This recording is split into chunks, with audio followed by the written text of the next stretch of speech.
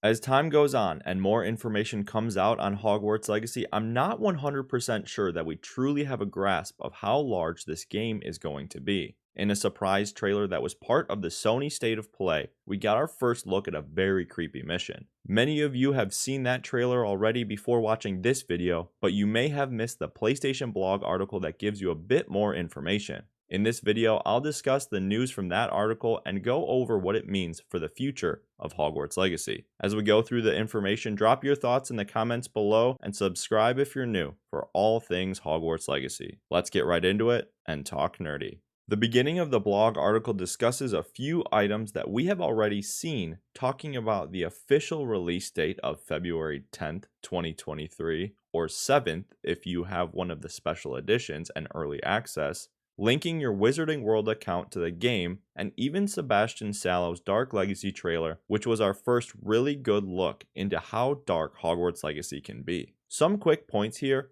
are that they highlighted talking about getting 2 out of the 3 unforgivable curses, and that the companion quests for Poppy, Natsai, and Sebastian are all completely optional. I think it's just a matter of time before we get an announcement for the Imperius Curse and that last companion, which should be from the Ravenclaw house. Interesting side note, there has been rumblings that Poppy Sweeting is evil, so maybe we can learn Avada Kedavra from her questline. Maybe she is the main villain.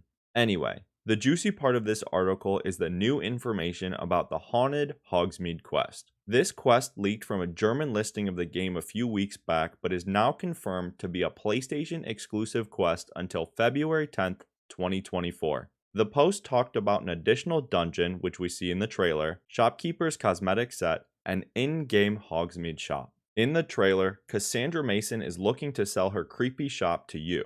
But why? First of all, the name Cassandra Mason was a name that leaked a while back to be in the game, so it's good to see that it wasn't removed. Also, there have been talks that Cassandra Mason is an ancestor of Sybil Trelawney, who is also creepy in her own right. That would be an interesting bit of lore if that comes true. Reading a bit straight from the blog post, it reads, "Overcoming these challenges will reward you with a shop of your own where you can sell items and gear at better rates than anywhere else." You heard that correctly. You can own a shop in Hogwarts Legacy and sell items for a profit. This raises so many questions. Will you have to save up enough money to buy the shop or just complete the mission? How important is currency in the game if we can run a whole shop? And how big is this game? Honestly, I've seen a mechanic like this in other games, but that's when the whole game is revolving around selling items and running a shop, not really as a side mechanic. One of the most recent games I can think of that I played that had a mechanic like this was Moonlighters, and that game was fantastic. The last interesting bit of news in the article was official word on the Felix Felicis recipe that PlayStation users will get. They describe the in-game effects as, the Felix Felicis reveals gear chests on a mini-map for one in-game day, giving you a pretty lucky day on your journey as you explore Hogwarts and the surrounding areas.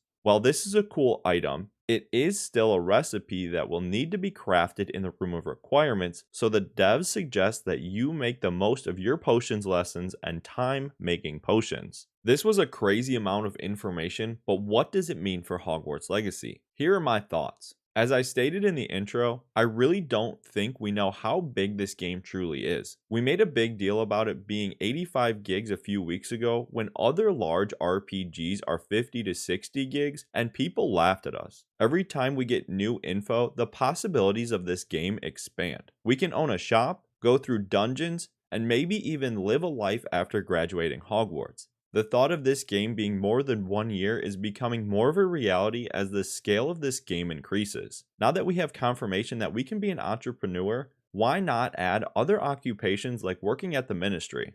I'm still under the impression that this will be a trilogy of games and that they need content for later projects, so I'm sticking with the 1 year plan. As far as being an animagus, Patronuses, Quidditch, and swimming are concerned, I think most of these will be added as either DLCs or in a sequel. Swimming is most likely to be in the game, especially after they put an emphasis on water in the Hot Summer Day ASMR, but I guess we will have to wait and find out in February. I want to hear from you. What do you think about the darker tone of this mission, And are you considering getting Hogwarts Legacy on PlayStation if you weren't already going to? Let me know in the comments below. If you enjoy my content, please like the video, share it with a friend, and subscribe if you're new for all things Hogwarts Legacy. Stay connected with me outside of YouTube and follow me on Twitter at @nightly_nerd.